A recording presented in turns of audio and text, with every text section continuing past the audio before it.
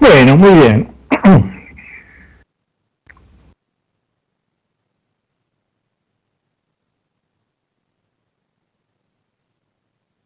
Hoy vamos a hablar de clase 2, vamos a hablar de los test o pruebas de hipótesis. En realidad en castellano hay que decir pruebas, pero está tan arraigado la palabra test, quizá nos resulta más sencillo hablar de test. Vamos a ver el método de mínimos cuadrados, vamos a ver luego la regresión lineal simple y los supuestos de Gauss y Markov, o sea, el concepto de regresión lineal simple y los supuestos de Gauss y Markov enunciados, nada más porque eso nos va a llevar bastantes clases. Fíjense que el método de mínimos cuadrados se explica antes de explicar la regresión. ¿Por qué? Bueno, porque en realidad el método de mínimos cuadrados es un método matemático, no es un método estadístico. Entonces, como la econometría es estadística, digamos lo que señalamos acá al ponerlo separadamente es que es una metodología que no solo se usa en econometría y estadística, sino en muchas otras cosas. De hecho, Gauss la utilizó para aproximar la trayectoria de un cometa, me parece, ¿no? Así que así lo descubrió. Bien, entonces vamos a retomar lo que habíamos dejado colgado, creo, la última vez, que era nos llegó el fin de la clase, tuvimos que medio apurar el test, la descripción de una prueba de hipótesis, ¿verdad? Entonces vamos a retomar ahí, es muy importante este tema, igual lo vamos a ver nuevamente, pero me gustaría que ya lo vayan, como se dice, internalizando, ¿verdad? Vamos a tomar un test que ustedes ya conocen como forma de, digamos, tratar de esquematizar, sería, ¿no es cierto?, cómo se realiza un test. ¿Por qué? Porque nosotros vamos a realizar una enorme cantidad de test, pero todos tienen el mismo camino. Entonces, un poco la idea es tratar de esquematizar cómo se hace un test o de qué partes consta un test. Entonces, el test que hemos tomado como ejemplo es el test de media con varianza conocida. Lo primero que tiene cualquier test es la hipótesis nula, que es la hipótesis que se pone a prueba. Acuérdense que dijimos que el test es una prueba. Así que bueno, justamente esto es lo que se pone a prueba. Me parece que alguno abrió el micrófono, se mete un ruido.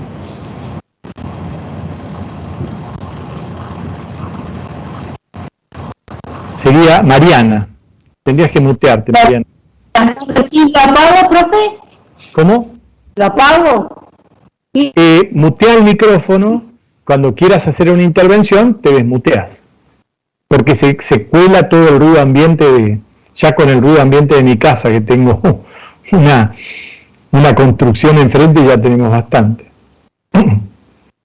Bien, entonces lo que habíamos dicho es, lo primero y más importante quizá, es la hipótesis nula, es lo que se pone a prueba. Supongamos en este test, lo que se pone a prueba es si la media de una distribución es m sería un número, qué sé yo, por decir algo, la altura de los varones de 20 años en la Argentina es de 1,70 m.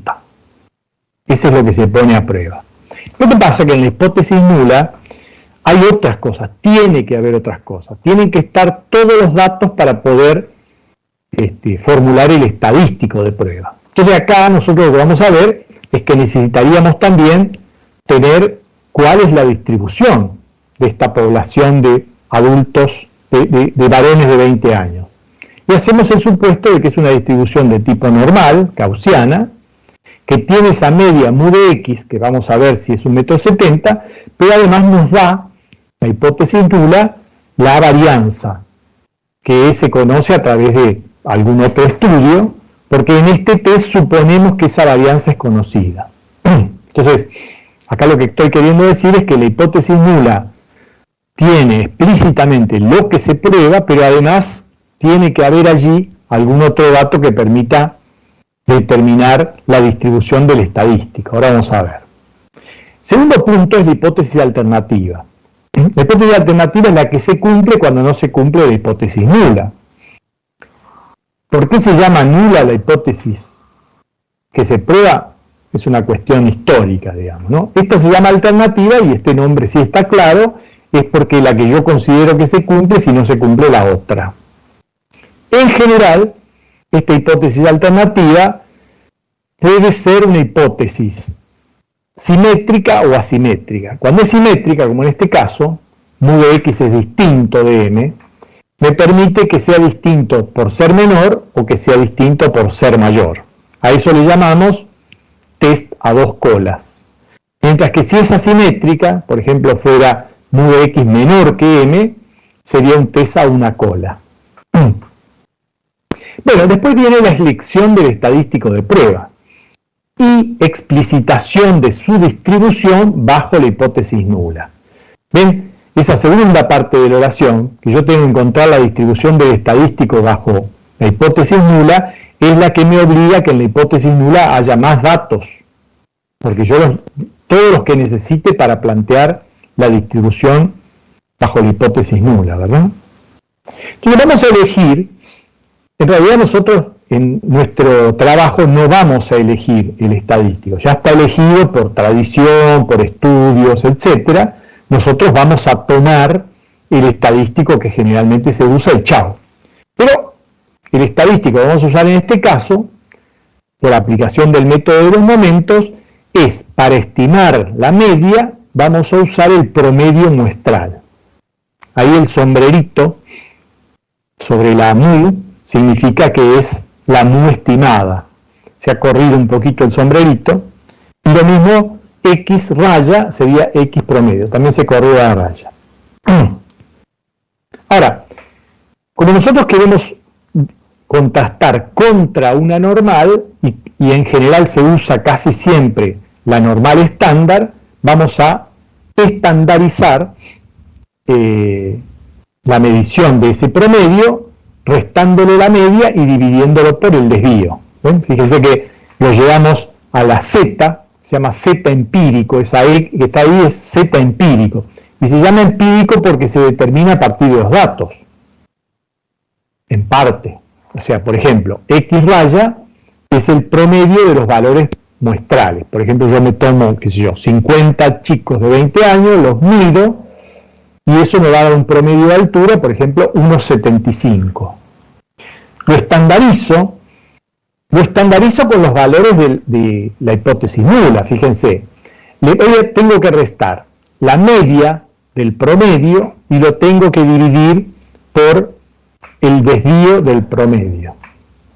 Ahora, yo no tengo la media del promedio y el desvío del promedio. Tengo la media de la distribución y el desvío de la distribución. Pero por conocimientos básicos de estadística, yo sé que la media del promedio es la misma media que la de la distribución, y sé que el desvío del promedio es el desvío de la distribución dividido raíz de n. Entonces, con esos valores, ahora sí, digamos, aplico los valores de la hipótesis nula. Fíjense que yo tengo m allí, 1,70 m, resto x raya de 1,70 m y divido por sigma de x, tengo que tenerlo a sigma de x, por eso decía que lo necesito, y dividido la raíz de la cantidad de individuos que participan de la muestra. Y para decir que esto se distribuye como normal estándar, me tiene que haber dicho la hipótesis nula que esto se distribuye como normal, ¿cierto? Obviamente. Bueno, ese es el paso 3, y ahora vienen dos pasos interesantes. El cuarto paso es la elección del nivel de significatividad. ¿Qué quiere decir esto? Bueno, este nivel de significatividad sería el complemento del nivel de confianza. ¿Se acuerdan ustedes, no? Nivel de confianza es con qué confianza yo puedo determinar algo. Normalmente 95%. Entonces, el nivel de significatividad, al ser un complemento, sería el 5%. ¿Está bien? Pero no se dice 5%. vamos a ver por qué, se dice 0,05, porque en realidad alfa, el nivel de significatividad, es una probabilidad y por lo tanto tiene que ser un número entre 0 y 1. Y es una probabilidad porque es la probabilidad de cometer el error de tipo 1. ¿Está bien? O sea, rechazar la hipótesis nula cuando ésta es verdadera. En econometría también se usan algunas veces, aunque menos frecuentemente, 0,01 sería el 1% y 0,10 que es el 10%. Pero lo que, digamos, la gran mayoría de las veces se utiliza 0,05 como nivel de significatividad. Nosotros lo vamos a usar ese nivel, ese alfa. Y después viene la decisión de rechazar o no rechazar. Esa decisión de rechazar o no rechazar se va a hacer en función del Z empírico que resulta de la muestra. Fíjense, si yo, el X raya me dio 1,75 y yo decía que la media es 1,70, ¿rechazo o no rechazo? Bueno, no es tan estricto, ¿verdad? O sea, por supuesto que 1,75 es mayor que 1,70, pero la verdad que la probabilidad de que me hubiera dado 1,70 m es nula. Yo tengo que, digamos, contrabalancear con la distribución para ver si rechazo o no rechazo. ¿Y quién me dice cuándo rechazo o no rechazo? El nivel de significatividad, ¿verdad? Lo que me está diciendo es que si, siendo una distribución normal, la media y el promedio muestral difieren tanto que no es posible aceptarlo teniendo en cuenta que se trata de una distribución normal con sigma ahí rechazo recién. Pero como yo quiero estar seguro del rechazo, no es que pongo un alfa de 0,5, que sería la mitad, ¿cierto? No, le pongo un alfa de 0,05 para que cuando rechazo estoy muy seguro de que estoy rechazando adecuadamente. Y eso tiene que ver con que los test, cuando rechazan, se considera un rechazo importante, digamos, se dice significativo, ¿no es cierto? Significativo, justamente la palabra significativo viene de cuando rechazo, ¿verdad? Mientras que cuando no rechazo, no acepto, no se usa la palabra acepto, sino que dice, mirá, no llego a rechazar, conservo la hipótesis nula, lo cual no quiere decir que sea cierta, sino que no pude rechazarla. Ahí está llamémosle así, la clave de por qué el alfa es 0,05 y no la mitad, ¿no es cierto? Si la probabilidad de cometer el error de tipo 1 fuera la mitad, rechazo, no. La probabilidad de cometer el error de tipo 1 tiene que ser muy baja. Muchas veces se plantea esto como en los famosos juicios por jurados de Estados Unidos, que ustedes habrán visto en las películas, para condenar a muerte a un acusado tenemos que tener evidencia por encima de toda duda. Bueno, este alfa 0,05 sería eso. Estamos bastante seguros de que hay que rechazar. Ahora, el rechazo, modernamente, no se hace como ustedes aprendieron, no sé si aprendieron así, ahora me van a contar, con los valores críticos, ¿no? ¿Cómo aprendieron a hacer el rechazo de los test en estadística? ¿Ustedes con los valores críticos?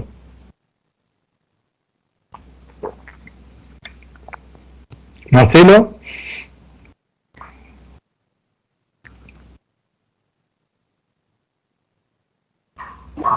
Con el p-valor. Aprendieron directamente con el p-valor. Sí. ¿Vos, quién sos? Mariana. ¿Y con quién cursaste vos, Mariana? Con Beatriz. Con Vietri, claro, con Vietri. No le pronuncies mal el apellido porque se va a enojar. ¿Y algún otro? Marcelo, por ejemplo, con valores críticos. ¿Con quién cursaste, Marcelo? No me digas que no te acordás porque me ofendo. Como profesor me ofendo.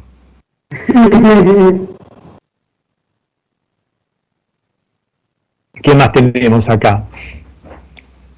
Camila, ¿qué me dice? ¿Cómo aprendió a rechazar o no rechazar en un test? ¿Con valores críticos o con p-value? Con las dos cosas, pero usábamos el p-value porque cursé con Beatriz también. Ah, mira. ¿Y Silvana?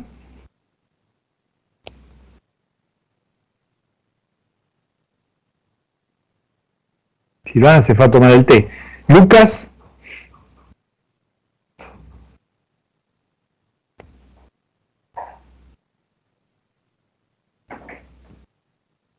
¿Marcelo?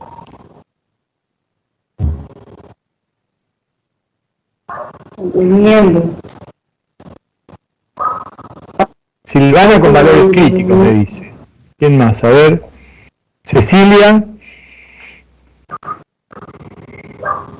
No me están dando bien el micrófono. Dice, no hay problema, Silvana, me contestás por el chat.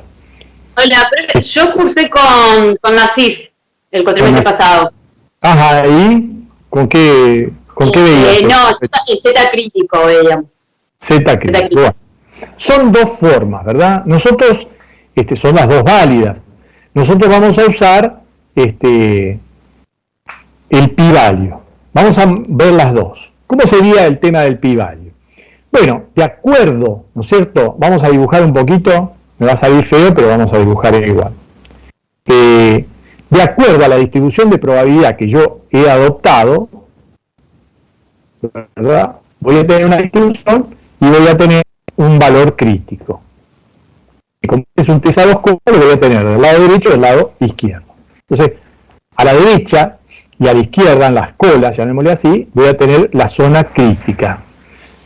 Si mi estadístico empírico cae en la zona crítica, rechazo. Fíjense que la zona crítica tiene incorporado el alfa. ¿Por qué? Porque el área de las zonas críticas, tanto a derecha como a izquierda, suma 5%.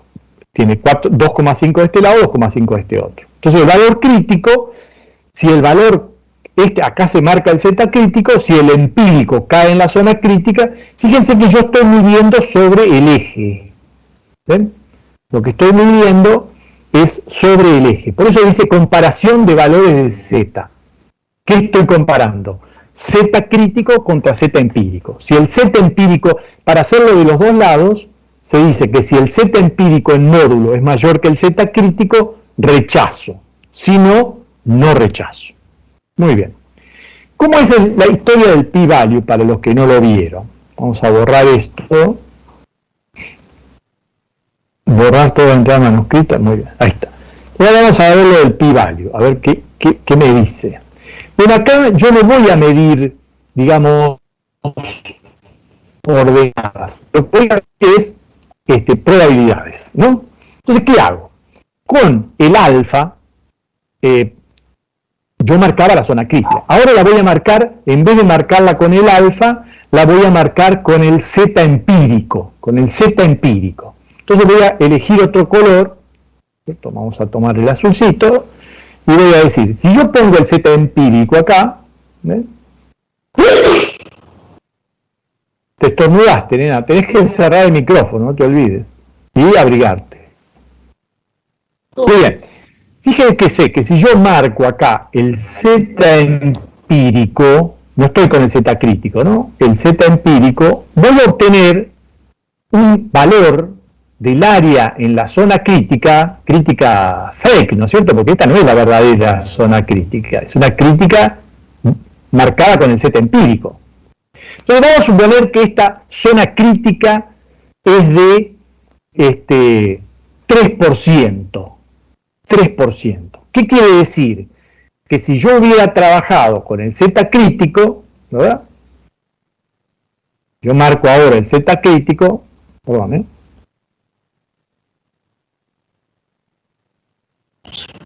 me hubiera dado 5%. Quiere decir que el Z crítico está más adentro. ¿Está bien? Quiere decir que el Z crítico está más adentro. Entonces la clave del valor P, o p-value, es que la probabilidad que surge de calcular la zona crítica con el Z empírico, si es menor que alfa, rechazo. Es este caso, ¿ven? Si yo acá estoy marcando 3%, quiere decir que tengo que rechazar, porque estoy en la zona crítica. Es lo mismo que antes.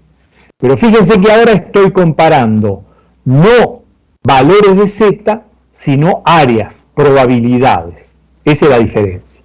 ¿Y por qué se usa el valor P o p-value en econometría y ustedes aprendieron con el Z crítico? Bueno, porque calcular el p-value es más complicado. No sé si lo hicieron el sábado pasado, pero es bastante más complicado. Mientras que el Z crítico es sencillo. Pero lo que tiene de bondad el p-value, primero que lo calcula el programa. En general, el programa calcula el p-value, así que no me tengo que preocupar por eso. Y si un p-value, por ejemplo, me da 0,07, yo sé que no rechazo para un alfa de 0,05, pero sé que sí rechazo para un alfa de 0,10. O sea, el rechazo está dado simplemente cuando el p-value es menor que alfa. Entonces no es que tengo que calcular el valor crítico de 0,10, el valor crítico de 0,05 y el valor crítico de 0,01. El p-value ya me dice cómo me ubico respecto de los posibles alfa. No sé si lo he terminado de ver, es un concepto que a veces cuesta un poquito, pero nosotros tengan en cuenta que de acá en más vamos a usar solamente P. Entonces tienen que tratar de manejarlo, ¿verdad? Bien. ¿Alguna duda? Ok, seguimos. Y vamos ahora a ver el método de mínimos cuadrados. Como les comenté, el método de mínimos cuadrados es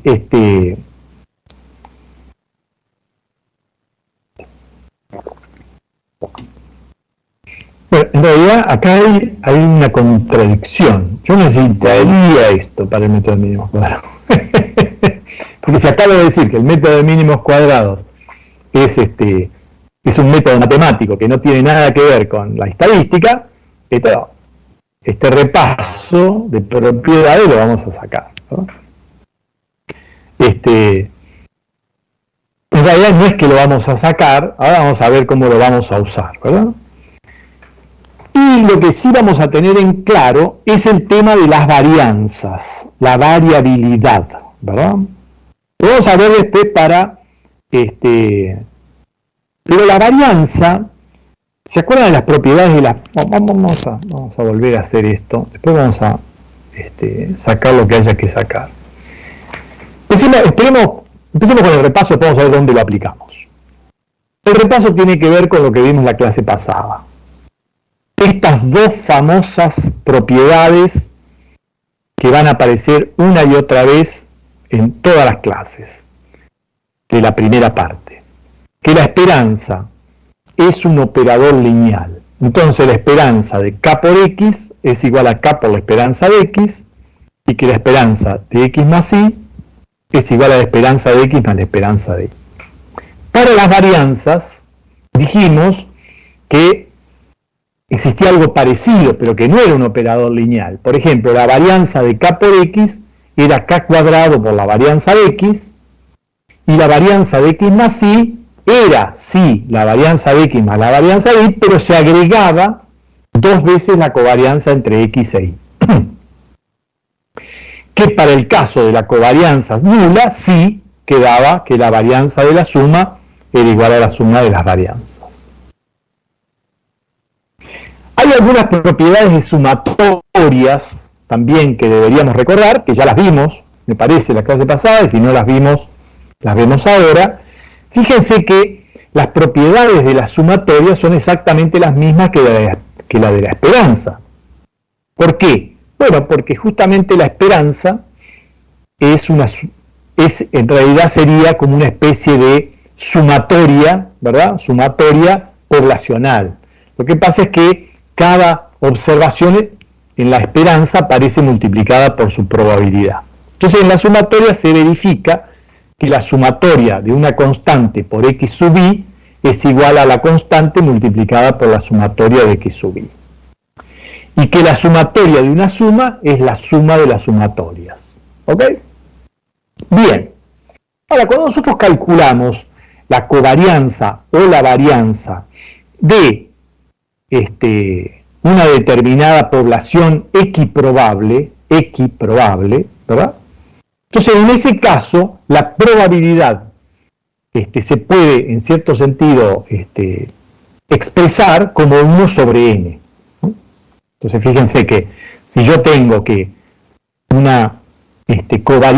quiero calcular la covarianza en una población equiprobable, es decir, que cada individuo tiene la misma probabilidad de aparición, lo que voy a tener que multiplicar es por 1 sobre n cada una de las observaciones que considere.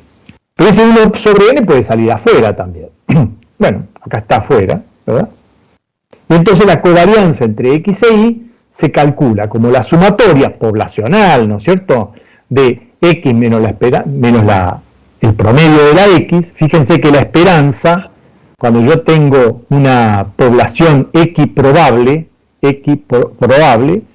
la esperanza es simplemente el promedio, ¿verdad? O sea que la esperanza, si hago el promedio poblacional, me coincide con x raya, ¿bien? Entonces, x centrada menos la y centrada dividido la cantidad de individuos. Acá yo a lo que voy no es a una definición de la covarianza, sino a cómo se calcula la covarianza. Entonces fíjense, si yo le llamo a esta x centrada x chiquita, o sea que la x chiquita es cada x en nivel menos la media, puedo reemplazar este factor en la sumatoria por x y b chiquita, porque le doy ese nombre, ¿verdad? Y si a y sub i chiquita le llamo a la y centrada, puedo reemplazar en este caso por y sub i chiquita. Entonces nosotros vamos a ver y vamos a usar que la covarianza entre x e y, para el caso equiprobable, ¿verdad?, es igual a la sumatoria de x chiquita por y chiquita, y vamos a recordar que la x chiquita es simplemente la x centrada respecto de la media, ¿verdad? Yo no les llamo a esto covarianza muestral, porque ustedes están acostumbrados a que la covarianza muestral se divide por n-1, ¿verdad?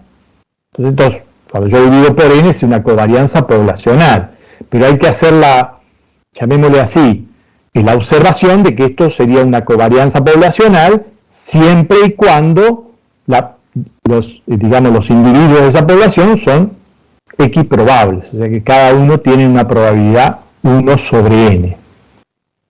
Esto nos va a servir como una forma, llamémosle así, de expresar nuestras ecuaciones en forma reducida.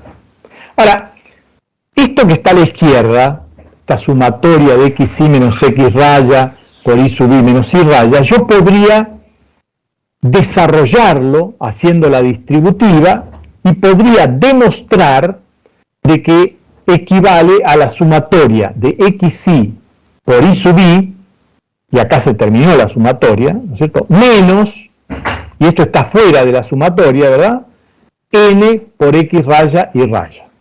Entonces acá yo les pongo demostrar. ¿Qué quiero decir con esto? Nosotros vamos a tener que trabajar bastante con álgebra. Entonces una forma sencilla de irnos metiendo en el álgebra es trabajar demostración.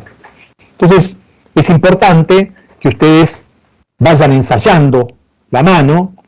Por ejemplo, les voy a pedir que hagan esta demostración. Después me voy a pedir demostraciones más difíciles, pero por ahora con esto nos arreglamos, ¿no? Si ustedes no logran realizar la demostración, bueno, no se desesperen, buscan en cualquiera de los libros de los que hemos hablado y la van a encontrar. Pero sería bueno que intenten realizarla, o si no les sale esta, intenten con la que sigue.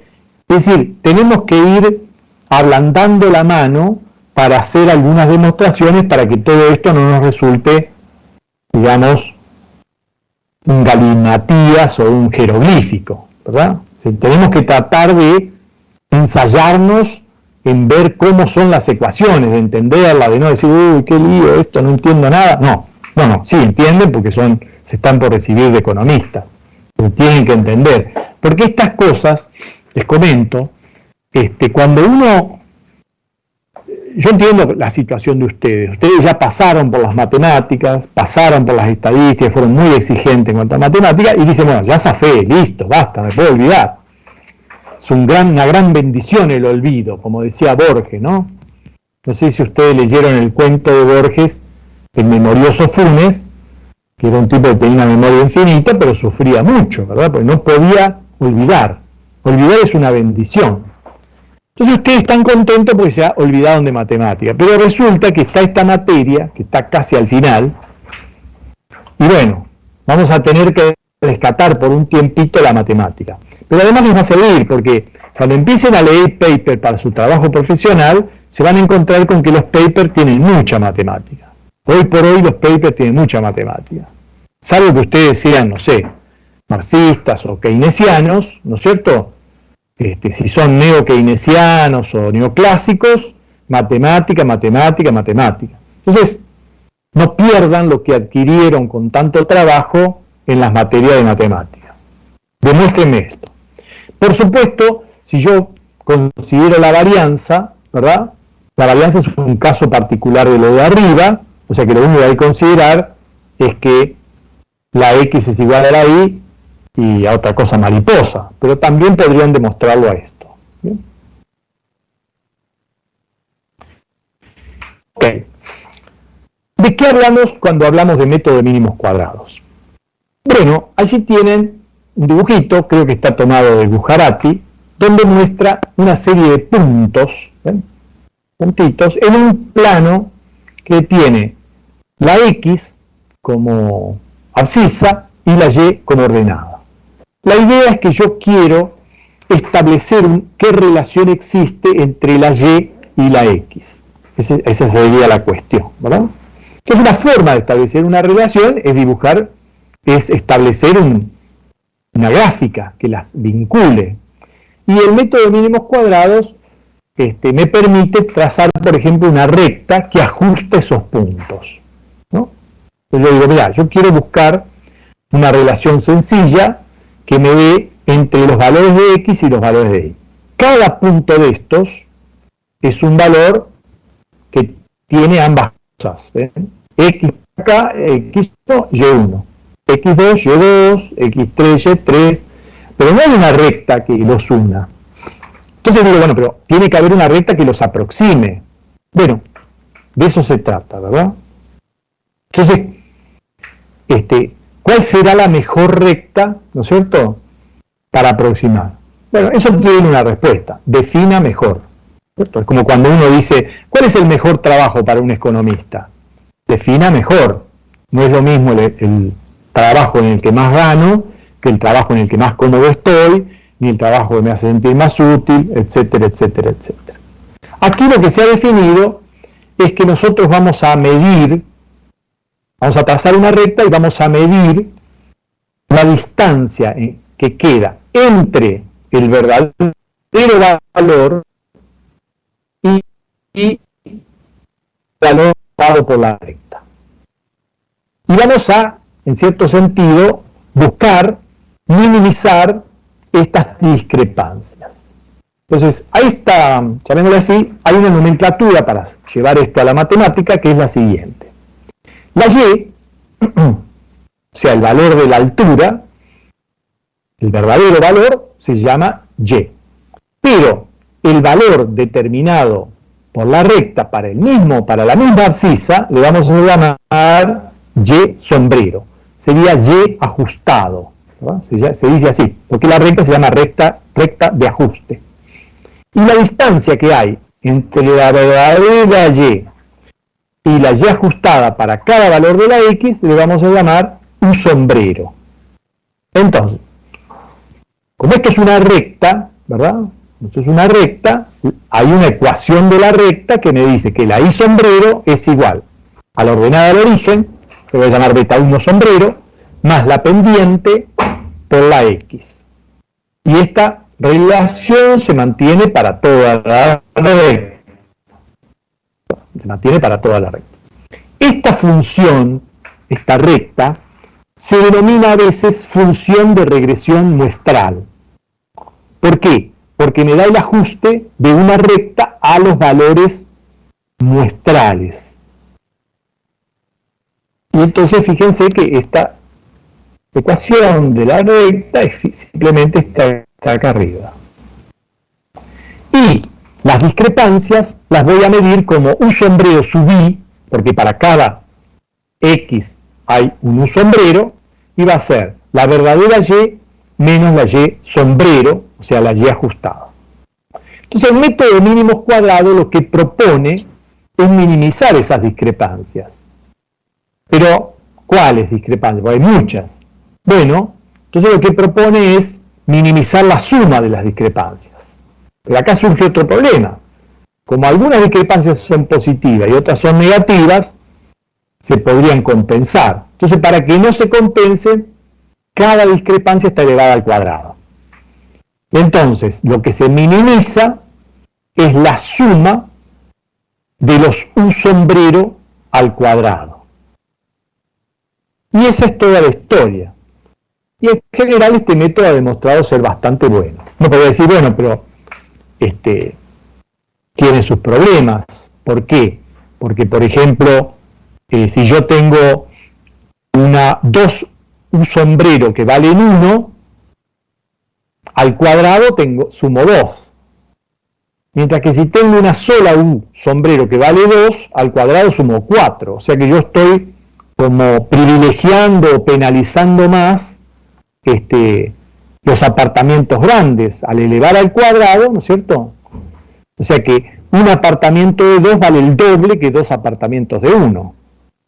Entonces a alguno se le podría ocurrir que otra forma sería minimizar la suma de los valores absolutos. Bueno, está bien, pero lo que se ha popularizado y tiene muy buenas propiedades estadísticas es este método de mínimos cuadrados. Entonces, ¿cómo se plantea el problema? Yo dibujo una recta, mido un sombrero, calculo los cuadrados y sumo. Después otra y otra y otra. Bueno, para no hacer ese método, llamémosle así, de prueba y error, lo que se hace es plantear analíticamente esa minimización y resolverla con los elementos que ustedes tienen de análisis 2. O sea que para esto sirve, por ejemplo, análisis 2. Muchas veces los alumnos siempre preguntan, ¿no es cierto? ¿Y eso para qué me sirve? Bueno, acá sirve algo de análisis 2, vamos a ver. Fíjense, no se asusten por la simbología, la vamos a ir recorriendo de a poco.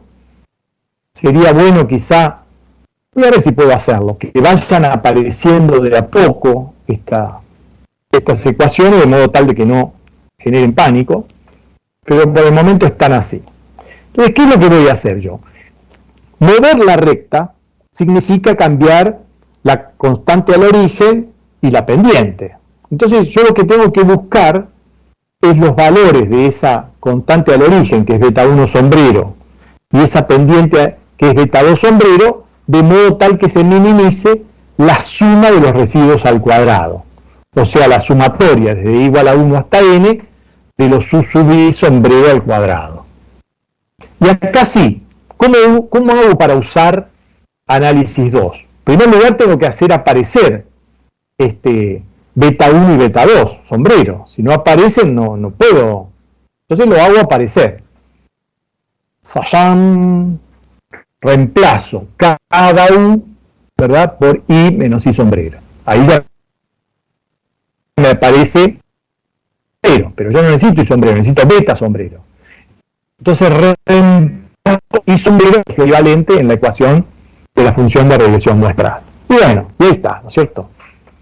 Tengo que minimizar esta función I sub I menos beta sombrero 1 menos beta sombrero 2 por X sub I al cuadrado, sumatoria, eligiendo beta 1 sombrero y beta 2 sombrero. Y esto, ustedes seguramente lo saben hacer, vamos a calcular las condiciones de primer orden. Uno diría, bueno, pero eso no me garantiza que esto sea un mínimo. Puede ser un mínimo, un máximo, un punto de inflexión. Bueno, vamos a dejar las condiciones de segundo orden para más adelante. Entonces vamos a calcular las condiciones de primer orden, que son las derivadas de la función, igualadas a 0, con respecto a cada uno de los parámetros o variables de elección. Entonces acá está, ¿ven? Derivada de la suma de los residuos cuadrados con respecto a beta 1, derivada de la suma de los residuos cuadrados con respecto de beta 2. Como es la derivada de una suma, ven, esto es una suma, será la suma de las derivadas y por lo tanto también me va a dar una sumatoria, ¿ok? Bueno, háganlo, es muy sencillo de hacer, además ya lo habrán visto en estadística 2, especialmente los que hicieron con Vietri.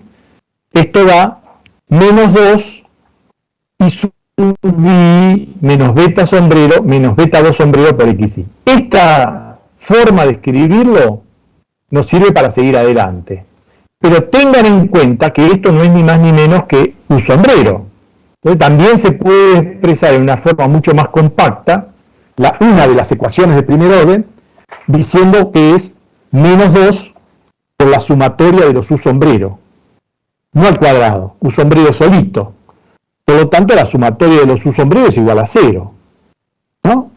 Esa es la primera condición. Y la segunda condición es que la sumatoria de los xi por los U sombrero es igual a 0. Este menos 2 obviamente se puede eliminar dividiendo por menos 2 en ambos miembros y listo. Y acá surgen lo que se llaman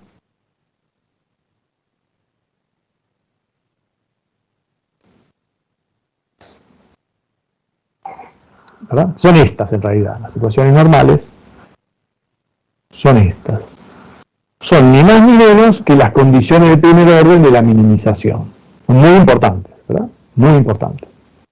Aplicando las propiedades vistas de la sumatoria, yo puedo meter la sumatoria acá y sacar afuera de cada sumatoria los elementos constantes, que son beta 1 sombrero, beta 2 sombrero y n, porque me va a quedar una sumatoria de 1 por allí. Puedo sacar n fuera y me va a quedar esta expresión. Bien, fíjense ustedes, esta expresión es un sistema de ecuaciones, ni más ni menos. Pero es un sistema de ecuaciones, en cierto sentido, raro, porque acá, digamos, las incógnitas no son las x, ni las y, son los beta. Mientras que las x y las y son valores conocidos, porque son los valores de la muestra, que están en sumas, ¿ven? O sea, todo esto que está acá es un numerito solo, que es el coeficiente que está multiplicando a la variable incógnita beta 2. Este n está multiplicando a la variable incógnita beta 1, esta sumatoria de xy está multiplicando a beta 1, sumatoria de xy cuadrados, etc. O sea que acá es muy importante que ustedes tengan en claro de que acá las incógnitas son los beta. Y esto, digamos, termina siendo un sistema de ecuaciones lineales porque partí de una recta, ¿verdad? Partí de una recta. Si hubiera partido de otra función, probablemente también podría haber llegado a un sistema de ecuaciones lineales siempre y cuando la función fuera parametrizada. Eso lo vamos a ver cuando veamos el caso de más variables, ¿verdad? El caso de más, lo que se llama la regresión múltiple. Entonces, hasta acá, digamos, lo que tengo es, en cierto sentido, cómo se plantea método de mínimos cuadrados. Llego a que hay que resolver un sistema de ecuaciones lineales. Y ese sistema de ecuaciones lineales se puede resolver de tres maneras. Y ustedes tienen que conocer las tres. Nosotros vamos a trabajar con las tres. La primera forma le vamos a llamar método de las variables centradas. Método de las variables centradas. ¿Cómo se haría? ¿Qué sería el método de las variables? Yo tengo que las ecuaciones tendría que despejar beta 1 y beta 2. Ustedes considero que estos son números, ¿verdad? Considero que estos son números. Entonces, lo que voy a hacer es despejar primero beta 2 primero beta 1 y después meter la expresión de beta 1 en la segunda ecuación. Y acá me va a quedar todo en función de beta 2. Eso se los dejo para hacer, muy sencillo. Van a llegar a esta ecuación. Bien. Entonces, esta ecuación, fíjense, va a surgir porque las sumatorias que ustedes van a tener, si yo las divido por n, quedan promedios. ¿Bien? Entonces, van a encontrar que dividiendo las sumatorias que tienen dividido n, van a quedar los promedios de x y de y, y van a llegar a esta, finalmente a esta forma. Y acá van a recordar lo que demostraron anteriormente. O sea, van a decir, esto yo lo conozco de algún lado, en algún lado te vi, y van a recordar que esa expresión es justamente la expresión de una covarianza en el numerador, y en el denominador la expresión de una varianza. La n no va a figurar porque se simplifica, ¿verdad? Esta n de divisor no va a figurar porque se simplifica. Entonces, vamos a encontrar que lo que tenemos en el numerador es una covarianza, lo único que le falta es la división por n. Y esto es una varianza, lo único que le falta es la división por n. Entonces, lo expreso como producto de variables centradas, y ya que estamos, en vez de poner x menos x raya, le pongo x y chiquita, y en lugar de poner y sub i menos y raya, le pongo y sub i chiquita, etc. Y acá me queda claro que lo que tengo es la covarianza entre x e y dividido la varianza de x. Eso con beta 2 sombrero. Pero si voy a la primera ecuación, puedo reemplazar beta 2 sombrero, que ya la encontré en la ecuación primera, y me va a quedar que beta 1 sombrero es igual a y raya menos beta 2 sombrero por x raya. Por eso primero hay que calcular beta 2 sombrero. ¿Está bien? Y después beta 1 sombrero a partir, porque necesito beta 2 sombrero. ¿Ok? ¿Qué sería lo interesante acá? Bueno, una cosa que ustedes tienen que hacer, y yo les voy a explicar por qué no hacemos la deducción paso a paso. Primero no hacemos la deducción paso a paso porque lleva mucho tiempo. Y se supone que ustedes saben hacer esta álgebra. Y en segundo lugar porque he tenido quejas de que la clase se vuelve un poco pesada cuando se va leyendo un PowerPoint, ¿verdad? Entonces, más que leerlo, lo voy explicando y, digamos, el desarrollo, la cuentita, la hacen ustedes, ¿ok? Acá lo que yo quiero destacar es que la pendiente de la recta es igual a la covarianza entre x e y dividido la varianza de x. ¿Está bien?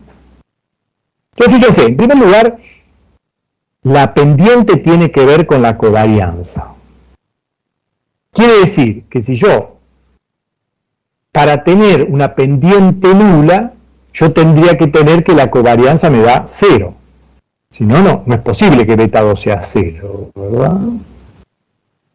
Después, si la covarianza es positiva, beta 2 me va a dar positiva. ¿Por qué? Porque la varianza de x siempre es positiva. Entonces el signo de beta 2 viene dado por la covarianza que haya. Si la covarianza es positiva, beta 2 es positivo. Si la covarianza es negativa, beta 2 es negativo. Tercera cuestión. Fíjense que esta fórmula me dice es asimétrica en cierto sentido.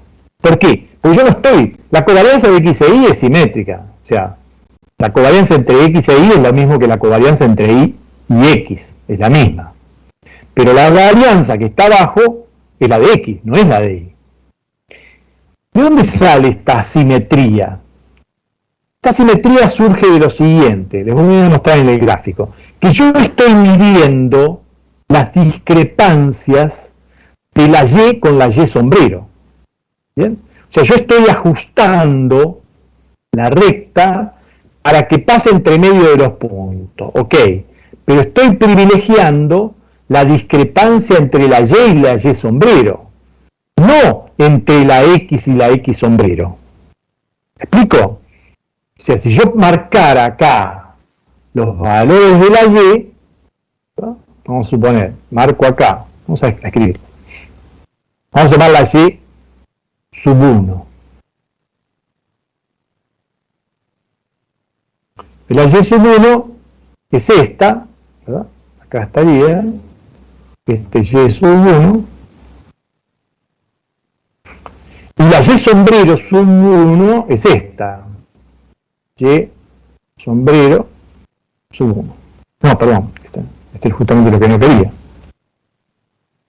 Esta es la Y. Se me va ahí fuera. Déjenme tomar esta otra, la 3.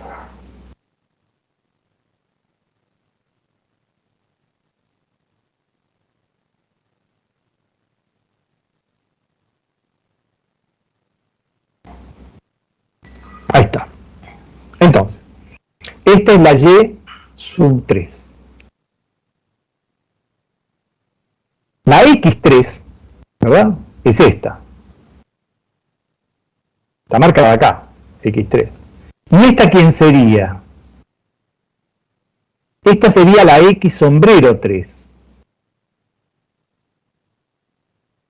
Entonces yo podría medir, así como medí la discrepancia entre la Y y la Y sombrero, podría medir la discrepancia entre la X y la X sombrero, pero no lo hice, ¿ven? Entonces, esta determinación de la recta de mínimos cuadrados yo tendría dos soluciones, depende si pongo a la izquierda la Y o si pongo a la izquierda la X. Son dos rectas distintas, lo cual me dice que, digamos, en este método, de la Y y de la X es importante. Depende yo dónde ponga la Y, si como expresada por la recta o la X como expresada por la recta, me da distinto. Y eso está marcado por esta simetría de que la formulita, ¿verdad?, no tiene la varianza de la Y, tiene la varianza de la X. Entonces me va algo para el futuro, es que no es lo mismo hacer la regresión de la Y sobre la X que la regresión de la X sobre la Y, como esta fórmula muestra a las claras. ¿Se entendió eso, Gianlucas? No. No lo escuché. Sí, se entendió. Ok. Bien, este es el primer método, el método de las variables centradas. ¿Ok? Nosotros vamos a hacer 3 métodos para la regresión simple. El segundo método es el método de las matrices de sumas. Fíjense que yo podría expresar, en lugar de despejar las incógnitas, que a veces es medio pesado, ¿no es cierto?, yo podría encontrar la solución resolviendo el sistema lineal por métodos matriciales, ¿no? Fíjense que yo tengo, esta es la matriz de los coeficientes, n, sumatoria de xy, sumatoria de xy, sumatoria de xy cuadrado. Este es el vector de las incógnitas y este es el vector de los llamados términos independientes, ¿verdad? Términos independientes. Lo puedo resolver por Kramer, por ejemplo, o por matriz inversa, pero fíjense que yo lo que necesito acá no necesito las x centradas, no necesito centrar las x, simplemente tengo que tener las sumas, ¿ven? Estas sumas, ¿ok? Las sumas de las x al cuadrado, de las y de las x por las y. Ven que acá no centro ninguna variable. Es un segundo método, ¿verdad? Es un segundo método.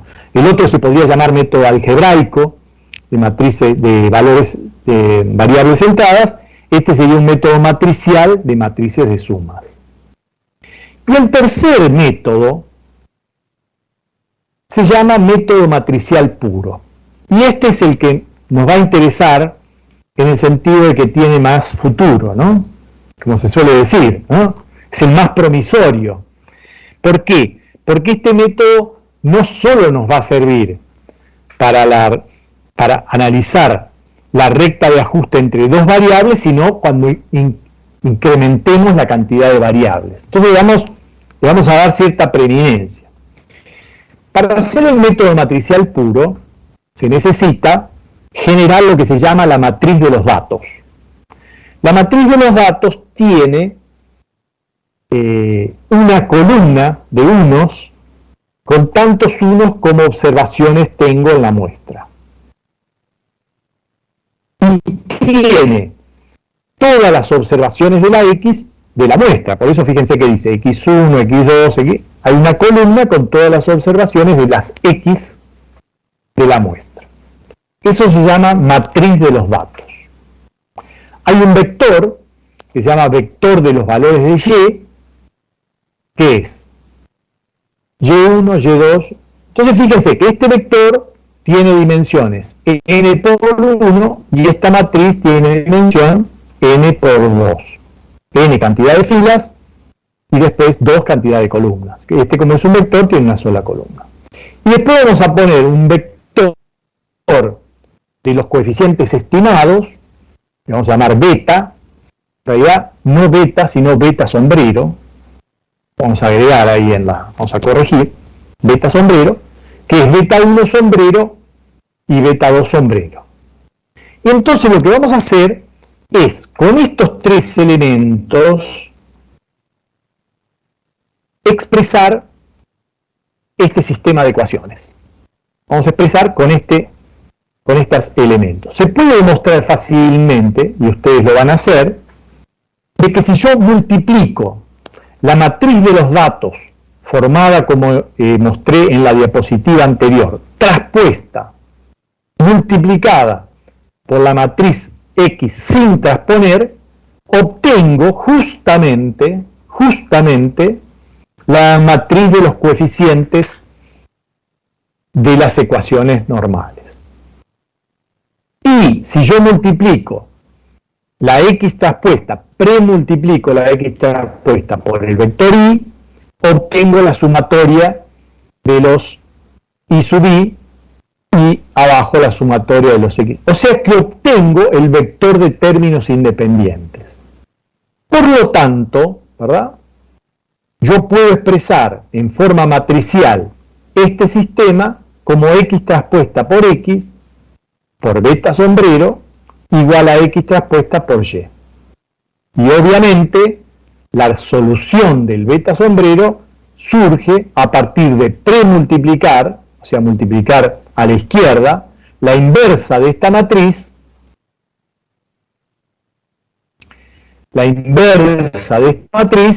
y entonces me queda la identidad, que multiplicada por beta puede no escribirse, la identidad, y me premultiplica al segundo miembro por X traspuesta por X a la menos 1.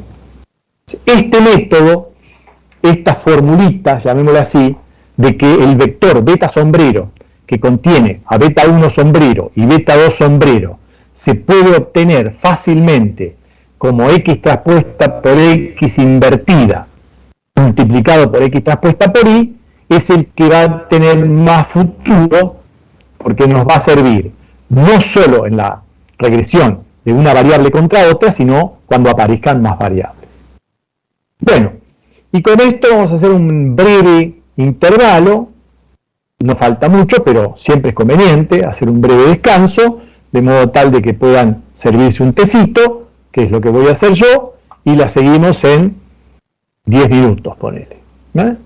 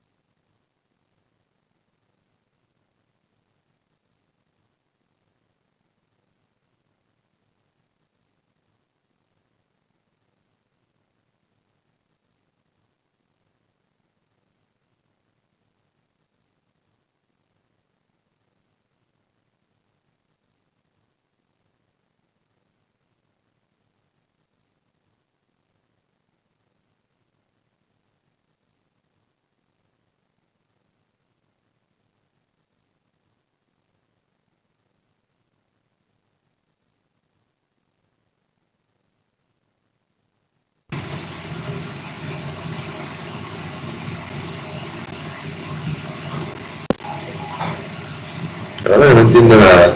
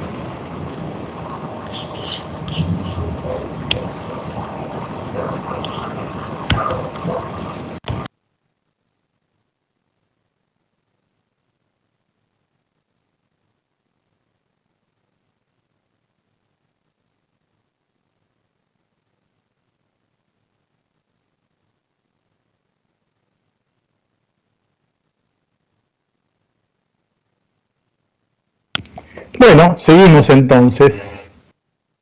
Estábamos con los métodos de mínimos cuadrados. Recuerden entonces, son 3 métodos a partir de estas simples ecuaciones lineales. El primer método es despejar, famoso tema, digamos, del despeje, que ustedes habrán usado cuando no se acordaban, empezaron a despejar desesperadamente, ¿no es cierto? Una variable con respecto a otra, y así llegamos a formulita. El segundo método es un poco más elegante, se trata de la resolución por Cramer o matriz inversa de este sistemita, ¿verdad? Y el tercer método, más elegante aún, es porque las matrices de sumas en realidad se construyen a partir de esta matriz de los datos este vector de la variable y un vector beta sombrero le vamos a poner, de las incógnitas. ¿Ven? Y ahí está. Bien. Avanzamos entonces. Ahora vamos a empezar, dejamos el método de mínimos cuadrados. Fíjense que en el método de mínimos cuadrados la econometría, perdón, la estadística no ha aparecido para nada. Simplemente hubo una mención de que acá aparece la fórmula de la covarianza y de la varianza, pero no hay consideraciones estadísticas respecto de distribuciones ni nada. Y ahora este método de mínimos cuadrados nos queda como una herramienta que vamos a usar en un modelo sí estadístico. Entonces, este modelo es la regresión lineal simple. Entonces, ¿qué es la regresión lineal simple? Es la relación, es una relación lineal que se intenta establecer entre dos variables. Entonces acá aparece claramente la asimetría. Fíjense, yo voy a considerar, primero se llama lineal porque, como vimos, vamos a usar una recta de ajuste. Simple porque se trata de solo dos variables, y regresión es el nombre que se le dio a esta metodología, ¿verdad? Es un nombre bastante inexplicable. No lo vamos a explicar, le llama así, ¿no? A regresión, pero no tiene una explicación, solamente una explicación histórica. Cuando se hizo la primera regresión, lo que descubrió el analista era que él hizo una regresión de la altura de los individuos respecto de la altura de los padres. Digo que a veces parece que los hijos son más altos que los padres. Un tipo, Galton se llamaba. ¿Será que los padres más altos tienen hijos más altos, ¿no? ¿Cómo será? Entonces intentó explicar la altura de los hijos a partir de la altura de los padres. Y encontró una cierta relación, pero encontró que a medida que en líneas generales, digamos, se volvía a una media. Es decir, no parecía que cada vez los hijos eran cada vez más altos. Teníamos personas de 2,50 m y otros eran cada vez más bajos.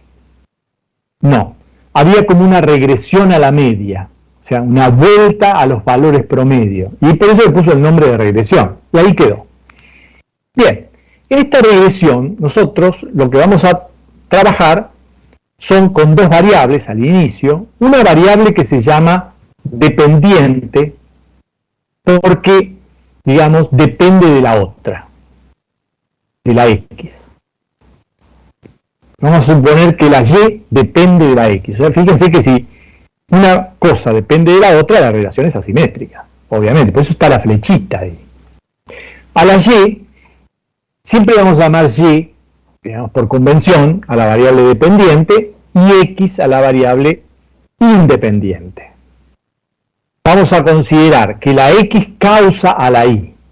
Vamos a considerar eso. O sea, vamos a considerar una relación de causalidad, que es una cosa muy fuerte hoy por hoy en econometría. Sin embargo, la suponemos para poder, digamos, teorizar. Otro nombre que se le da a la variable dependiente es endógena y a la X exógena. Como forman parte de una regresión, una se llamará regresada y la otra regresora, o sea, para darles nombres parecidos o relacionados con que forman parte de una regresión. Y cuando estoy hablando ya en función de la predicción, una va a ser la predictora y otra la predecida o predicha, ¿verdad? ¿Será predicha o predecida? Bueno, no sé, tengo la duda. Vamos a marcar la duda. Predecida debe ser, ¿no? Me parece que predicha no es. Ejemplos. hay muchas regresiones que se usan mucho en econometría. Por ejemplo, se supone que los niveles educativos influyen sobre el salario. Por eso están aquí ustedes, ¿no es cierto? ¿Qué vienen a hacer ustedes? ¿Vienen por amor al arte o porque consideran que tener una profesión les va a brindar un mejor medio de vida? Probablemente por las dos cosas. Pero en general se supone que invertir en educación, ya sea tiempo o dinero, es una forma de tener mejores salarios. Ahora, esta relación en esta dirección es un supuesto. ¿No podríamos decir acaso que a mayor salario, mayor educación? Imagínense ustedes, gente de clase alta, que por relaciones consigue y sabe que va a conseguir, ¿no es cierto? Y sus padres consiguen buenos salarios, porque están en la élite. Se educan más, es obvio. Y la gente que gana poco dinero, los padres que ganan poco dinero y saben que van a ganar poco dinero, probablemente sus hijos no tengan tantos años de educación, ni tanta calidad de educación. Entonces, esta relación de que la educación causa el salario, bueno, es un supuesto fuerte, un supuesto fuerte. Lo mismo, veamos otra macro. Las exportaciones influyen sobre el tipo de cambio. ¿De qué manera? Bueno, mientras más exportaciones hay, más dólares hay, el tipo de cambio baja, o en la Argentina sube menos, digamos, sube menos, ¿verdad? Porque siempre sube el tipo de cambio acá en la Argentina. Bueno, pero ¿quién dijo que es así? ¿No será al revés? ¿No puede ser que el tipo de cambio estimule las exportaciones? Bueno, hay modelos que dicen eso. O sea, hay modelos que dicen una cosa y modelos que dicen otra. Cuando yo hago una regresión, yo tengo que poner a la izquierda una variable causada y las de la derecha son causativas o causantes. Entonces, fíjense que acá hay una simetría fuerte con la que vamos a tener que convivir. Tránsito de la autopista determinado por el precio del peaje, consumo de combustible determinado por el peso del vehículo, etcétera, etcétera, etcétera. Son ejemplos de regresiones que seguramente van a encontrar en la bibliografía, en la literatura, etcétera. Entonces ahí se muestra, ¿ven? Una variable es explicada, la y la x es la explicativa. Ahora, en el modelo se entiende que hay una relación de tipo lineal, que sería esta parte, ¿verdad?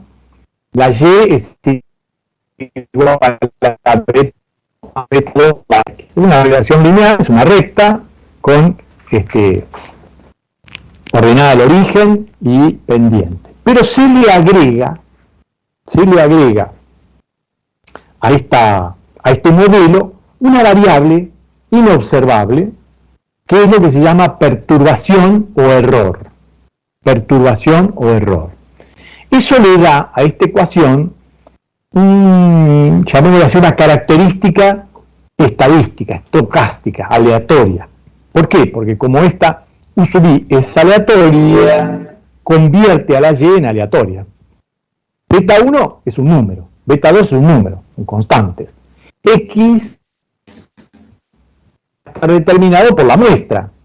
Entonces la pregunta es, ¿por qué, digamos, la muestra no está alineada en torno, no está alineada en esta recta? Bueno, porque hay una perturbación donde uno podría imaginar que están cosas que no están en el modelo, y eso hace que la y caiga a veces arriba, a veces abajo, a veces arriba, a veces abajo, como estaba en el dibujo. Entonces, este es el modelo con el que vamos a trabajar. Un modelo aleatorio, pero que tiene una parte determinística. Fíjense, todo esto que está acá es determinístico. Mientras que la parte aleatoria es esta perturbación o error. El nombre de error es un nombre desafortunado, ¿cierto? No hay ningún error ahí. Surge de que, digamos, también históricamente, ese nombre, error, a mí me gusta decir perturbación, pero sepan que en muchos libros y mucha gente le llama error, ¿no? Entonces, es importante que lo sepan. A mí no me gusta decirle error porque no tiene sentido, que eso no es ningún error, ¿no es cierto? Es una perturbación que la suponemos presente en la determinación de la Y. Y esta perturbación, fíjense que acá yo tengo una combinación lineal de una parte determinista y una parte aleatoria. La parte aleatoria convierte a la Y en aleatoria. Por ejemplo, si yo tengo, supongamos, el salario de un mozo, ¿verdad? El salario de un mozo está perfectamente determinado, está por convenio, el tipo gana lo que gana y punto. Pero el ingreso de un mozo es aleatorio. ¿Por qué? Porque acá están las propinas y esas propinas son variables. Entonces el ingreso es aleatorio porque una parte es aleatoria. O sea, cuando yo tengo una parte aleatoria, convierto a todo en aleatorio. Bien, esta es la regresión lineal simple. También hay regresión lineal múltiple. Esto es cuando yo acepto que la variable Y está explicada por varias variables. Típicamente, por ejemplo, en el caso del PBI, voy a entender que está determinado por varias variables. No solo las exportaciones, sino, qué sé yo, la cantidad de dinero, qué sé yo, una serie de cuestiones. Fíjense que yo en todos los casos hasta ahora vengo poniendo como subíndice la I. Esto tiene que ver con que estoy considerando que la muestra está formada por numerosos individuos. Por ejemplo, en el caso del PBI, que es determinado por la Sexpo, por el tipo de cambio real, etc. Ahí se cortó un segundito, ¿no? ¿Ustedes me escuchan ahora? Sí, perfecto. Un segundo que se cortó. A ver, voy a preguntar a mi mujer si está usando... Un segundo.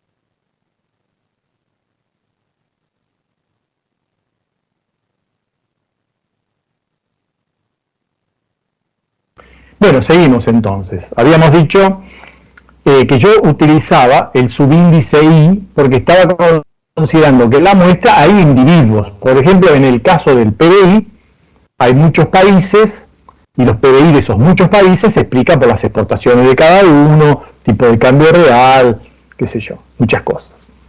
Esto nos lleva a pensar que podría haber diferentes tipos de modelos. Por ejemplo, modelo de corte transversal es lo que acabo de decir. Tengo muchos países, el PBI de cada está determinado por las variables correspondientes a ese país. Pero en un mismo país podría haber un modelo que, digamos, evoluciona a partir del tiempo. Entonces yo digo que el PBI de cada año está determinado por las exportaciones de cada año, el tipo de cambio real de cada año, and so on. En ese caso, cambio el subíndice I por un subíndice T. Estas son, digamos, los dos principales, también voy a decir tipos de modelo de corte transversal y de serie de tiempo. Los modelos de corte transversal, nosotros, algo creo que expliqué el otro día, la econometría clásica, que es la que nosotros vamos a aprender en la primera parte, no distinguía entre modelos de corte transversal y modelos de serie de tiempo. Todos tenían la misma teoría. En los años 70 se descubrió que el modelo, digamos, que se utilizaba en la econometría clásica no era muy adaptado a modelos con series de tiempo. Entonces surgió una nueva teoría que se llama justamente de las series de tiempo, o también con el nombre de sus fundadores, Box y Jenkins. Es lo que vamos a ver en la segunda parte de nuestra materia. Nosotros de todas maneras vamos a enseñar, como hace la econometría clásica y los libros que tenemos como bibliografía, como que se pudiera usar series de tiempo y corte transversal con las mismas metodologías. Después va a decir que no. Los modelos de corte transversal ahora han quedado, digamos, han tenido también su desarrollo en lo que se llama las encuestas de hogares, las encuestas en general, ¿no es cierto?, que tienen una gran cantidad de datos y permiten evaluaciones. Y ha surgido, no digo últimamente, pero luego, ha surgido los modelos con datos.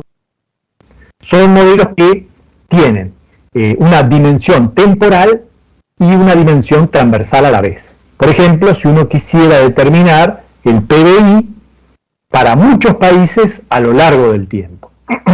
Entonces, determinaría estos coeficientes utilizando datos de países dados por la I y de años dados por la T. Estos modelos de datos de panel me parece que se dan, entiendo yo, de forma muy básica en econometría 2. Lo mismo los modelos de corte transversal, más especializados, se trabajan también en econometría 2. Para el resto de los modelos, hay que esperar hasta las maestrías. O sea, nosotros en la facultad tenemos 2 econometrías nada más. La 2 que es optativa y esta que es obligatoria. Bien. Un concepto con el que nos vamos a manejar es la función de regresión poblacional. ¿Qué sería la función de regresión poblacional? Bueno, sería esta ecuación que hemos planteado, ¿verdad?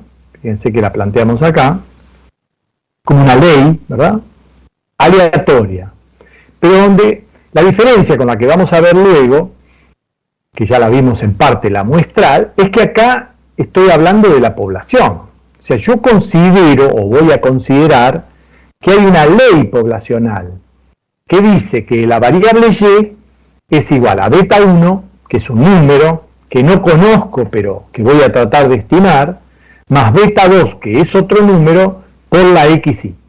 Pero que las observaciones en la realidad no quedan exactamente determinadas por esta ecuación porque hay una perturbación, ¿verdad?, que es la U sub I, esta, que es aleatoria. Y en general lo que voy a... Fíjense que acá está graficado, ¿no? Esta es la ley de la función de regresión poblacional y hay una perturbación. Acá se ha querido plantear eso, digamos, dibujar, graficar, de que hay una U sub I que tiene una distribución de tipo normal, ¿no?, más o menos campanular, que puede salir para arriba, para abajo, ¿no? Entonces el verdadero Y no va a caer acá. Va a depender de qué le pasa a la U. Si la U es positiva, va a estar más arriba, si la U es negativa, va a estar más abajo. Y esta recta de regresión poblacional, en realidad lo que está mostrando es la esperanza, ¿verdad?, de la Y dado la XY. Siempre suponiendo que la perturbación tiene esperanza nula, ¿verdad? Si la perturbación tiene esperanza nula, al tomar la esperanza, ¿verdad?, esto se tomo esperanza de la Y es igual a beta 1 más beta 2 por la esperanza de la X, más 0. Si la esperanza de la U sub I es 0, entonces esta recta, que es la función de regresión poblacional, es la esperanza de la Y dada XY. ¿Está bien? De Y sub I dado XY, ¿verdad? Bien. Nosotros vamos a considerar, acá hay un ejemplo del ingreso semanal con respecto del consumo semanal. Esto tiene que ver con que en Estados Unidos se paga semana tras semana, ¿verdad? Y está tomado de Bujarati. Pero esta función de regresión poblacional vamos a hacer siempre referencia, como lo que subyace a lo que nos aparece a nosotros. ¿Por qué? Porque nosotros vamos, supongamos que esta es la población estadounidense, nosotros vamos y tomamos una muestra, entonces no vamos a tener, ¿cuántos trabajadores habrán en Estados Unidos? 200 millones, 100 millones, ponele. vamos a conseguir una muestra de 1000 personas. Entonces nosotros vamos a poder realizar un ajuste sobre la muestra. Y a eso le vamos a llamar la función de regresión muestral. Es decir, nuestra muestra tiene muy poquitos datos comparados con la población. Entonces, con esa función de regresión muestral, nosotros vamos a querer determinar aproximaciones a beta 1 y beta 2, que se van a llamar beta 1 sombrero y beta 2 sombrero.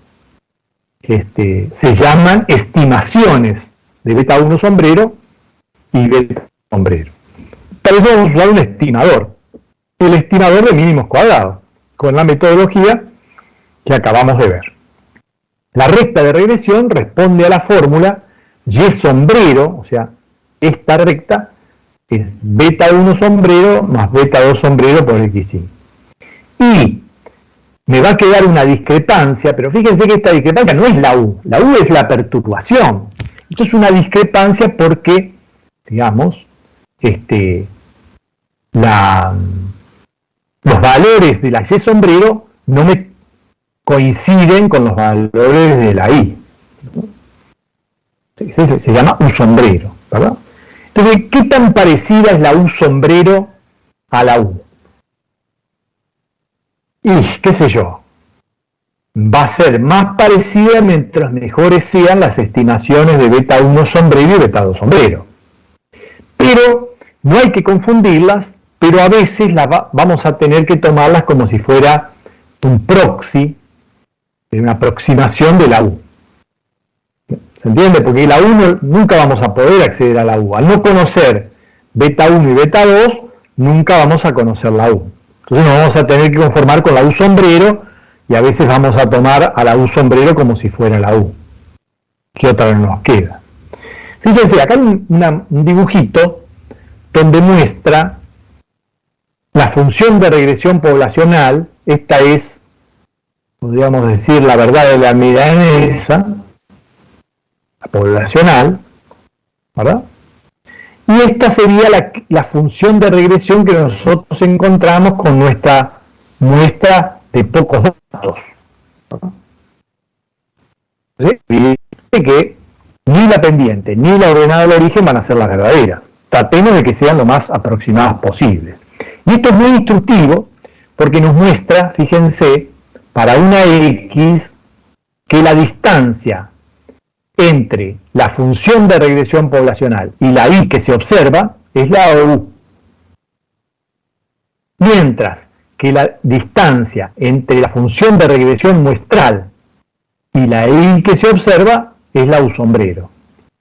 Como nosotros vamos a calcular beta 1 sombrero y beta 2 sombrero, nosotros vamos a poder tener valores para la U sombrero. Pero como nunca le vamos a acertar a beta 1 y beta 2, nunca vamos a tener los valores de la U. ¿Está claro, verdad? Entonces, la U se denomina perturbación o error. La U sombrero se denomina residuo, ¿verdad? No hay que confundir, ¿no? Como dice el gaucho, no hay que confundir gordura con hinchazón.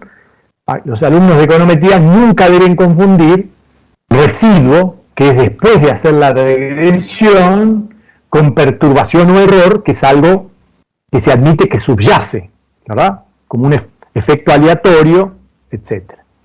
¿Esa perturbación de dónde sale? Bueno, la perturbación tiene que ver, digamos, con aquello de Descartes, ¿se acuerdan? Descartes decía que existían leyes, pero que había pequeños duendes que alteraban la realidad para que nosotros no la conociéramos. ¿Se acuerdan de eso? Famosos duendes o el discurso del método de Descartes. ¿Se acuerdan? Bueno, es eso, más o menos. No sabemos de dónde sale esa U o error. No tenemos ni la menor idea, ¿verdad? Podría surgir de errores de medición, podría surgir de variables que no están consideradas, etcétera, etcétera, etcétera. O porque Dios juega a los dados, no sabemos, ¿verdad? Pero nuestra suposición es que hay una ley que se cumple en forma estadística, es decir, se cumple para la esperanza. ¿Bien? Y nosotros intentamos descubrir esa ley, pero la descubrimos en forma imperfecta con el beta 1 sombrero y el beta 2 sombrero.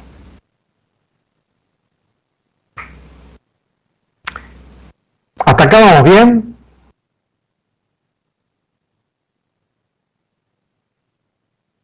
Camila, ¿vamos bien? ¿Hasta acá? Sí, vamos muy bien. Bueno, buenísimo. Nosotros vamos a avanzar muy poco más. Simplemente vamos a enunciar los que llamamos supuestos del modelo. Se llaman supuestos de Gauss y Markov.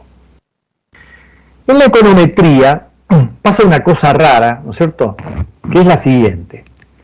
En lugar de trabajar con un modelo realista, vamos a trabajar con un modelo que es poco realista. ¿Por qué? Bueno, porque es fácil de resolver. Parece un chiste, ¿no? Como el chiste ese del señor que buscaba los lentes de contacto debajo del farol. Viene el amigo y le dice, ¿qué buscas? Los lentes de contacto. Ah, qué suerte que los perdiste abajo del farol. Dice, no, los perdí allá a la media cuadra, que está oscuro. ¿Y por qué buscas acá? Le pregunta el amigo. Y porque acá hay luz, allá está oscuro. Bueno, ese chiste se hizo antes de que la gente tuviera teléfonos con linterna, ¿no? Parece algo así, raro. Entonces, ¿y por qué, digamos, tratamos de resolver este modelo? Bueno, porque cuando se crea la econometría, los medios, llamémosle así, eran limitados. Pero quedó este método. Entonces yo voy a hacer unos supuestos que son poco realistas y después voy a tratar de verificar si los supuestos se cumplen. Algunos de ellos no se van a cumplir. ¿Qué hago entonces? Bueno, voy a tener que buscar medidas remediales para corregir por el incumplimiento de algún supuesto. Así nos vamos a manejar. Por eso los supuestos son tan importantes. El primer supuesto es que el modelo es lineal en los parámetros y es el correcto. O sea que yo tengo la suficiente, digamos, conozco lo suficientemente el problema como para saber cuáles son las variables, cómo hay que expresarlas, etc. Y además se trata de un modelo lineal. Nosotros cada uno de estos supuestos los vamos a estudiar, a algunos le vamos a dedicar una clase entera, y vamos a ver por qué la importancia.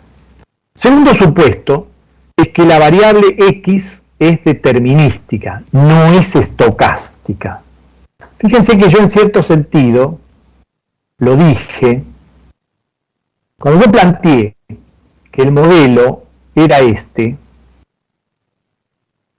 lo dije, pero no llamé la atención sobre eso. Yo dije, esto es estocástico. La U es estocástica. La U. Y ustedes dirían, ¿y la X? Bueno, pensemos en este caso, justamente este caso. Yo voy casa por casa, perdón. Acá.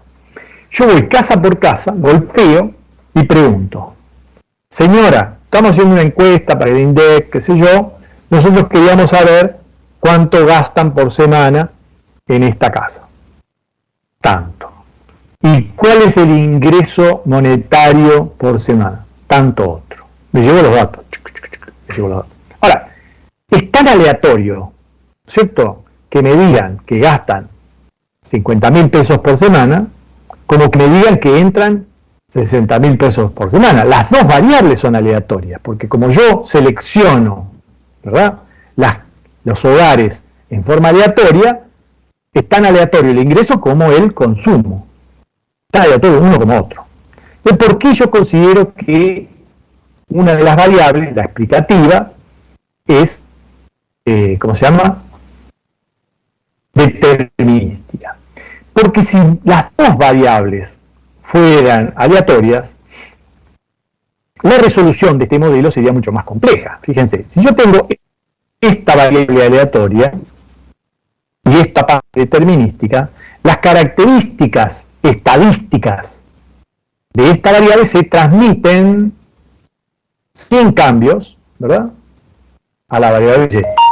Por ejemplo, supongamos que yo digo que la U es normal con varianza 1000. Bueno, la Y es normal. ¿Por qué? Porque es una constante multiplicada por una normal. Eso es lo único, sumada, perdón, a una normal, lo único que hace es correr la media de la normal. La varianza es la misma que la varianza de la U. ¿Por qué? Porque esto nos genera varianza. Como es determinístico, nos genera varianza. Entonces yo tengo inmediatamente, que yo planteo cuál supongo la distribución probabilística de la U, tengo la distribución probabilística de la Y. ¿Qué pasaría si yo tengo la X estocástica?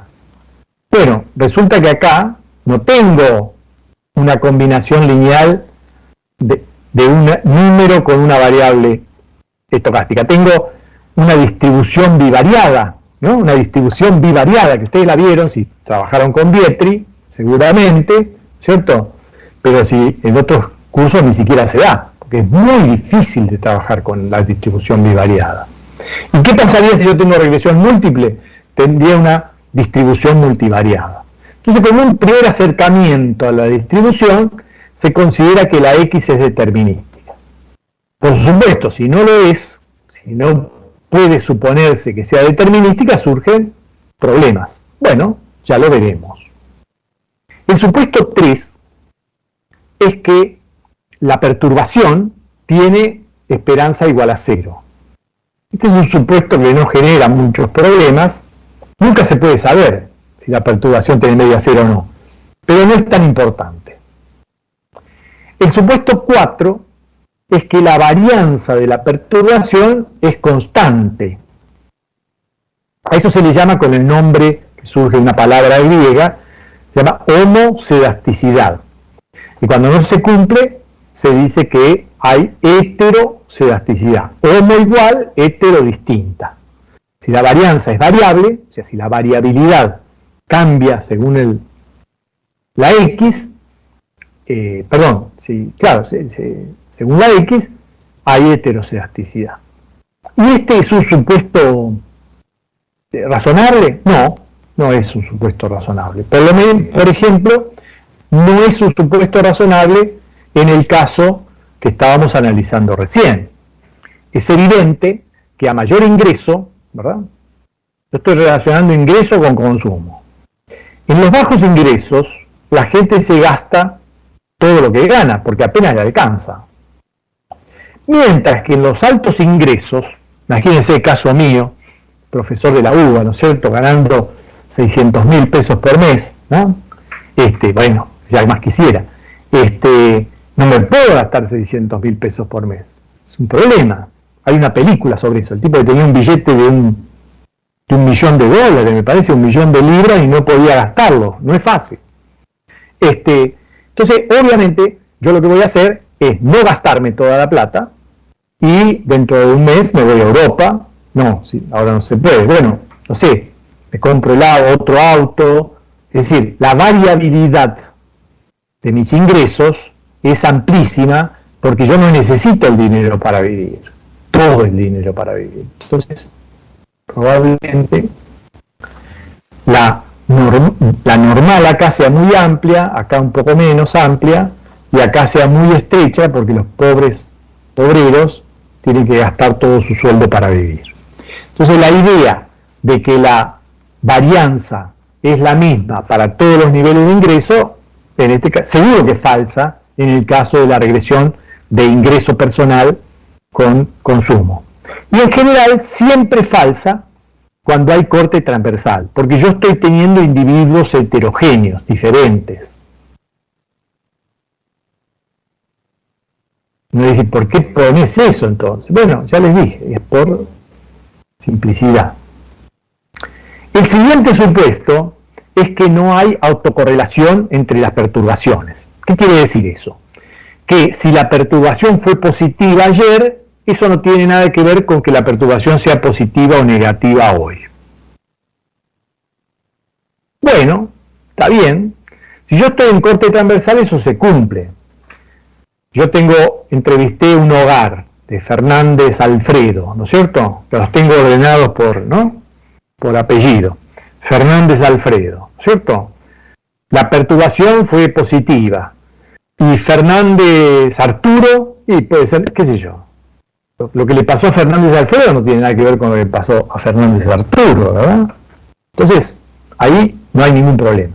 Pero yo tengo una serie de tiempo, entonces yo voy a tener que comparar si la perturbación de ayer tiene que ver con la perturbación de hoy. Y eso seguro que va a pasar.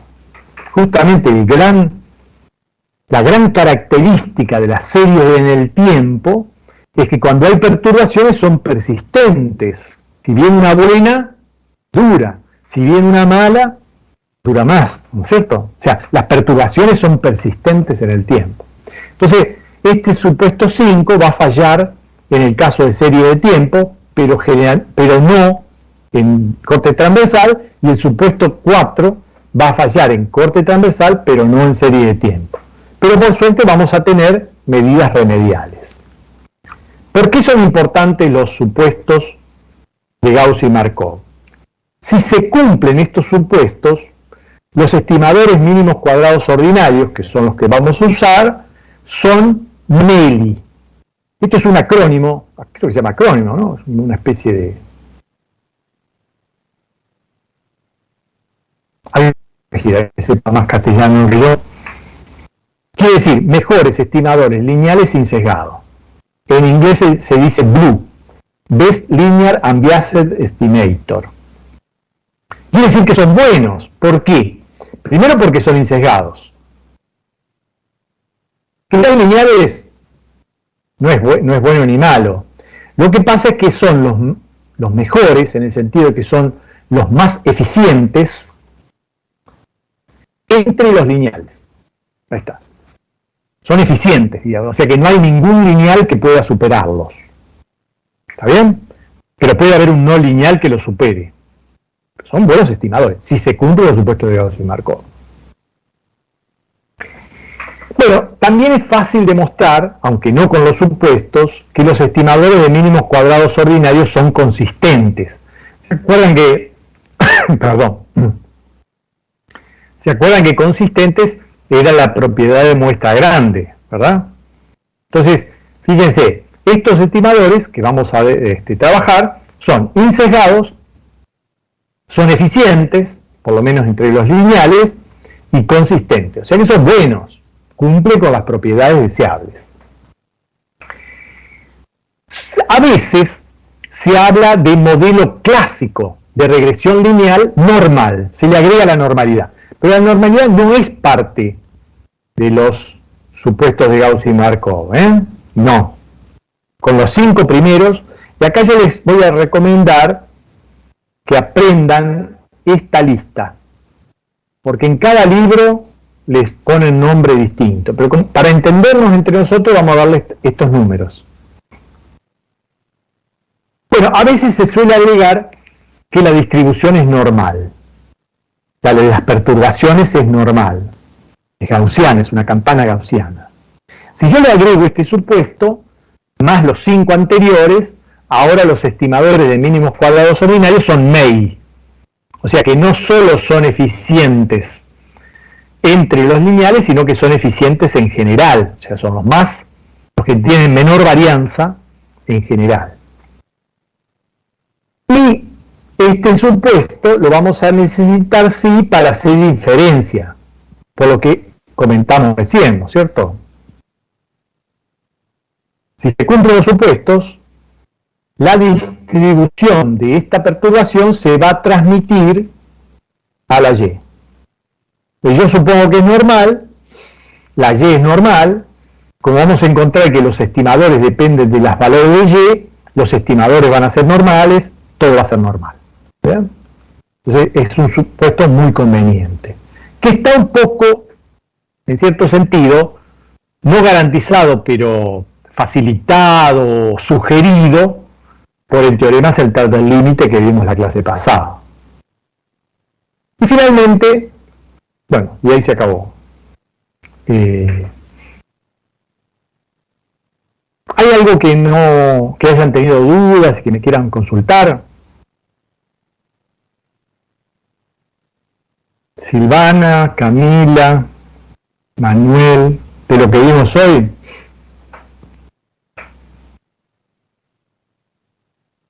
No, Julio, por mi parte, todo muy claro. Bueno, fíjense que ustedes pues, tienen esta clase y la pueden ir trabajando junto con los libros, ¿no? Agarrar los libros que no muerden. Vayan tratando de elegir un libro. Acuérdense que si uno intenta entender cómo... Vieron que los lea, hay que hacerse amigo. Entonces uno sabe dónde están las cosas, etcétera. Entonces, recuerden que los parciales... Pero está la cosa ahí. No escuché. Se cortó un poco. Decime otra vez.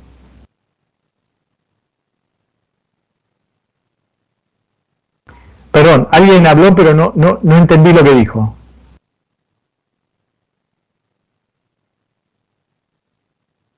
¿No estaría hablando conmigo? ¿Escuchó a alguien? Sí, se escuchó. ¿Por qué no escribís? Porque no se escucha bien. Se corta mucho tu micrófono, por favor.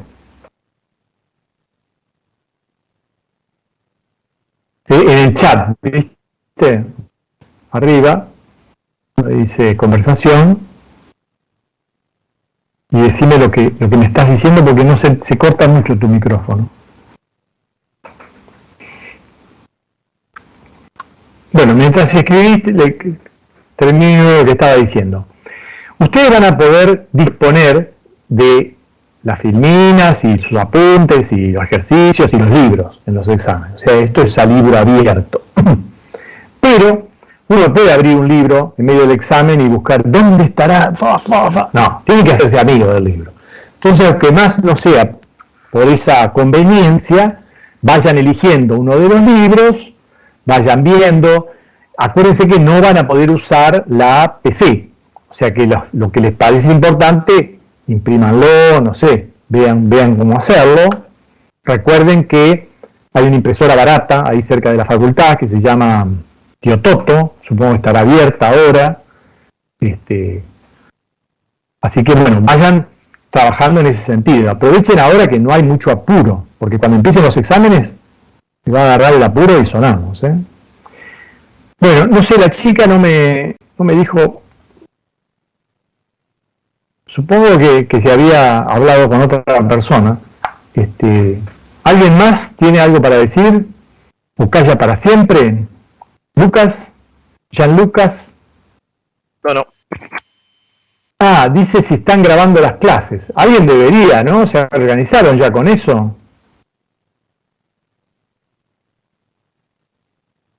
Camila, ¿se organizaron o no? Yo no tengo idea si alguien está grabando, la verdad. No nos organizamos, me parece. A menos no lo sé yo. Me parece muy mal. Organícense para grabar porque les va a ser útil. Es más, yo ahora me voy a retirar y si ustedes quieren, Gianluca está grabando. Quédense un minutito y ustedes pueden permanecer acá en el chat y pueden hablar por el chat. Entonces pueden arreglar, no hace falta que se vayan a WhatsApp. Así que me despido, los veo el viernes. Chau, chau. Y arreglen por favor eso porque, digamos, conviene.